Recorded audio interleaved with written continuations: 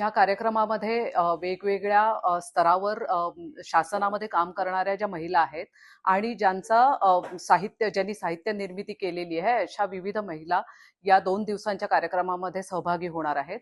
कार्यक्रमाचं स्वरूप जे आहे त्याच्यात वेगवेगळ्या प्रकारचे कार्यक्रम आहेत, म्हणजे चर्चासत्र आहे, मुलाखत आहे, कवी संमेलन आहे. अशा वेगवेगळ्या प्रकारच्या अभिव्यक्ती या 2 दिवसांच्या कार्यक्रमामध्ये आम्ही समाविष्ट करण्याचा प्रयत्न केलेला आहे.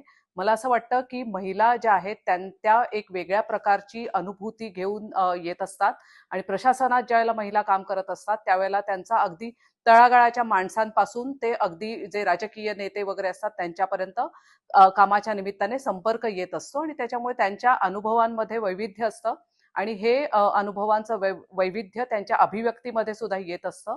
आणि हा जो एक मोठा असा पट आहे, या वेगळ्या मोठ्या पटाचं दर्शन या 2 दिवसांमध्ये वेगवेगळ्या प्रकारच्या कार्यक्रमांमधून आपल्याला होईल, याबद्दल माझी खात्री आहे.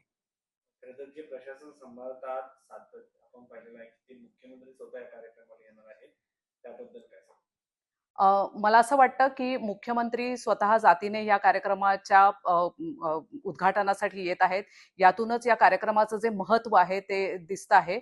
महाराष्ट्र शासन असू दे, केंद्र शासन असू दे, अनेक महत्वाच्या पदांवर स्त्रिया आपल्याला दिसतात आणि त्या अतिशय उत्तम कामगिरी बजावताना दिसत आहेत. आणि ज्या वेळेला ते आपलं आपलं काम जे आहे ते निष्ठेने करत असतात, त्याचबरोबर त्याच्यातून त्यांना जे येणारे जे अनुभव आहेत ते अनुभवही त्या व्यक्त करत असतात. आणि म्हणून या कार्यक्रमाचं औचित्य आहे. याच्यात आणखी एक महत्वाचा मुद्दा आहे की हे वर्ष जे आहे ते ताराराणींच्या 351व्या जयंतीचं वर्ष आहे. ताराराणी ह्या सुद्धा कुशल प्रशासक होत्या आणि तेव्हापासूनची महाराष्ट्राची जी कुशल प्रशासनाची परंपरा आहे ती परंपरा अजूनही चालू आहे.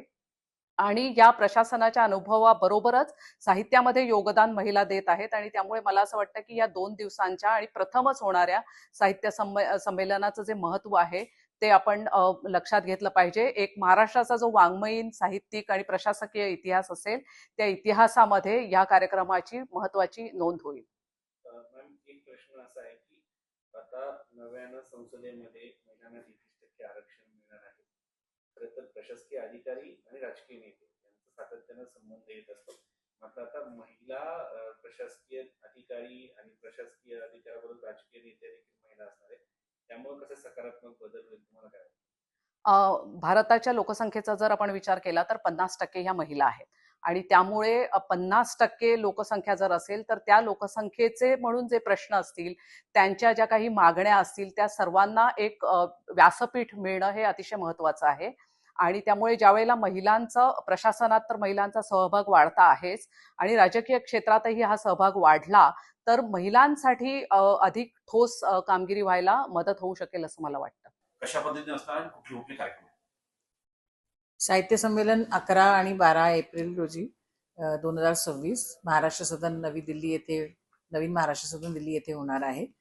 याचा उद्देश असा होता की महिला शासकीय अधिकारी, अनेक आपल्या लेखिका आहेत, कवयित्री आहेत आणि त्यांच्या व्यस्त कार्यबाहुलाच्या पलीकडे जाऊन त्यांची जी सेन्सिटिव्हिटी आहे ते जतन करून आणि त्यांचे जे अनुभव आहे ते सुद्धा त्यांना लिहिण्यामध्ये एक मार्मिकता असते, ते त्यांना स्वतःला ते लिहित असतात.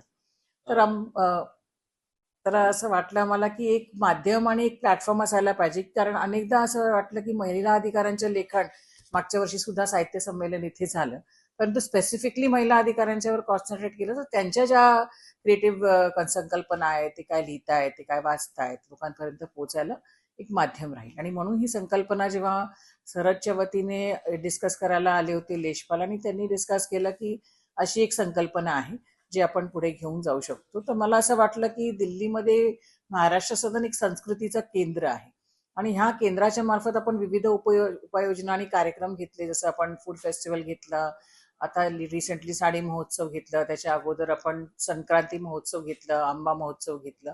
तर आपली साहित्य संस्कृतीची परंपरा ही खूप अशी सुदृढ आहे आणि खूप चांगली आहे आणि लोकांपर्यंत फक्त महिला अधिकाऱ्यांचंच लेखन नाही, याच्या मार्फत आपण अनेक जे आपल्याकडे लोक लिहित आहेत, साहित्यिक झालेले आहेत, त्याच्यावरती सुद्धा आपल्याला एक प्रकाश टाकता येणार आहे आणि मग ही घेऊन आपण एक सुरू केलं. कार्यक्रमाला प्रमुख पाहुणे म्हणून कोण उपस्थित असणार आहे महाराष्ट्रातून आणि कार्यक्रमासाठी आपल्याला लाभलेले आहेत माननीय मुख्यमंत्री महोदय श्री देवेंद्र फडणवीस येणार आहे 11 तारखेला जे आपलं इनॉग्रेशन आहे त्याला, आणि 12 तारखेला दोन्ही उपमुख्यमंत्री महोदय जे आपल्या माननीय उपमुख्यमंत्री महोदय एकनाथजी शिंदे आहेत आणि त्याचबरोबर मॅडम उपमुख्यमंत्री महोदया सुनेत्रा पवार मॅडम आहेत, ते सुद्धा येणार आहे.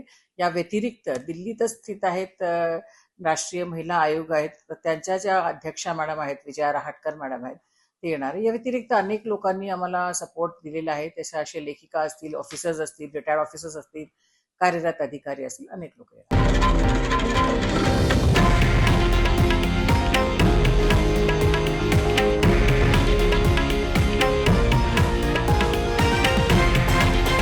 हे आहे देशातील नंबर 1 न्यूज नेटवर्क आणि आपण पाहत आहात TV9 मराठी, एकमेव.